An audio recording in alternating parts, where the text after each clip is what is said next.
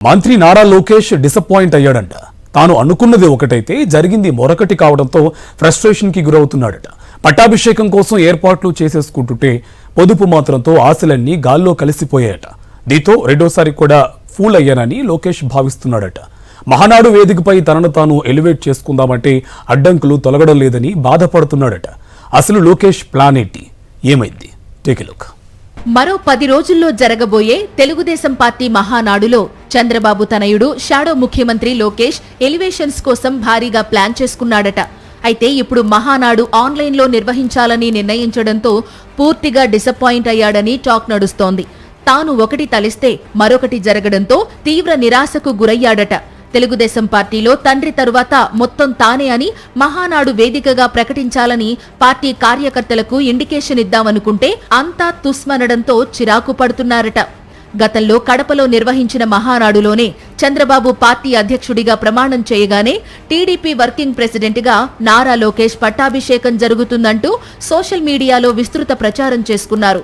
Cut చేస్తే చంద్రబాబు అధ్యక్షుడిగా ప్రమాణం చేశారు తప్ప వర్కింగ్ ప్రెసిడెంట్ వంటివి ఏమీ లేవని క్లారిటీ ఇచ్చారు. దీంతో అప్పటి వరకు లోకేష్ చేసుకున్న ప్రచారం అంతా వృధా అయింది. దీంతో టీడీపీ కార్యకర్తల్లో లోకేష్ వర్గంలో ఒక్కసారిగా నిరాశ కలిగింది. అప్పటి పరిస్థితి ఈసారి మహానాడులో రాకూడదని లోకేష్ పక్కా ప్రణాళిక తయారు చేసుకుని అమలు చేశాడు. మహానాడు కంటే ముందే తన అనుకూల వర్గంతో కేంద్ర రాష్ట్ర కమిటీలను ప్రకటింపచేశారు. అందరితోనూ పార్టీ కార్యాలయంలో ప్రమాణ స్వీకార కార్యక్రమం కూడా పూర్తయింది. తాను అడ్డదారిలో తెలుగుదేశం పార్టీ వర్కింగ్ ప్రెసిడెంట్ అయిపోయాడు. ప్రతి మహానాడులో పార్టీ అధ్యక్షుణ్ణి ఎన్నుకోవడంతో పాటు పార్టీ అంతర్గత నిర్మాణాలు, నిర్ణయాలు చేస్తారు. కానీ ఇప్పుడు 2026 మహానాడుకు ముందే పార్టీ నిబంధన పక్కన పెట్టి కమిటీలను ప్రకటించేశారు. అయితే ఇందుకు ఒకే ఒక్క కారణం ముఖ్యమంత్రి టీడీపీ అధినేత చంద్రబాబు తనయుడు లోకేషే అనే వాదన బలంగా వినిపిస్తోంది.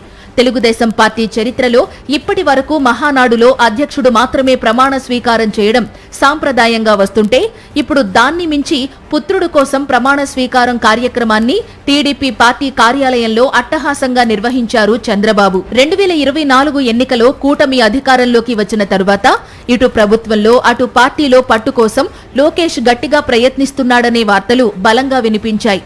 చంద్రబాబు మంత్రివర్గంలో సీనియర్లను పక్కన పెట్టి పూర్తిగా మంత్రివర్గాన్ని లోకేష్ టీంతో నింపేశారు. చంద్రబాబు ముఖ్యమంత్రి అయినా షాడో ముఖ్యమంత్రిగా లోకేష్ పాలన సాగిస్తున్నాడని ఆంధ్రప్రదేశ్ ప్రజలకు తెలిసిన నిజమే. ప్రభుత్వంలో లోకేష్ ఆడింది ఆటగా, పాడింది పాటగా నడుస్తోంది.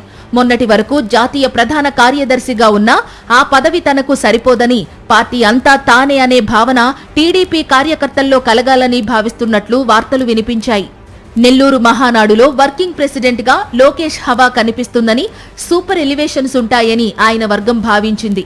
అయితే పొదుపు మంత్రంతో లోకేష్ ఆశలు మరోసారి అడియాశలుగా మిగిలిపోతున్నాయి.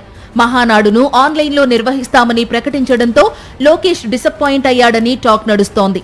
డామిట్, కథ అడ్డం తిరిగిందని లోకేష్ టీం భావిస్తోందని సమాచారం. రెండోసారి మహానాడు వేదికపై లోకేష్ వర్కింగ్ ప్రెసిడెంట్ గా కనిపించకుండా పెట్రోల్, డీజిల్ అడ్డుపడ్డాయని సోషల్ మీడియాలో పెద్ద ఎత్తున చర్చ జరుగుతోంది.